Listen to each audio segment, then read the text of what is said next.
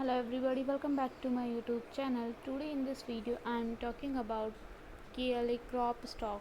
In this video we talk about stock pros and cons and technical analysis and latest news about it. Stock is trading at 461.54 US dollar with 1.36% negative in a day. We can easily see stock was volatile for a day. The volume of a stock was recently not high, so the fundamental stock is much not better for today. Before buying and selling the stock, please consult your financial advisor. Today's video is done. Thanks for watching. Please subscribe my YouTube channel and like the video, and also comment all related queries.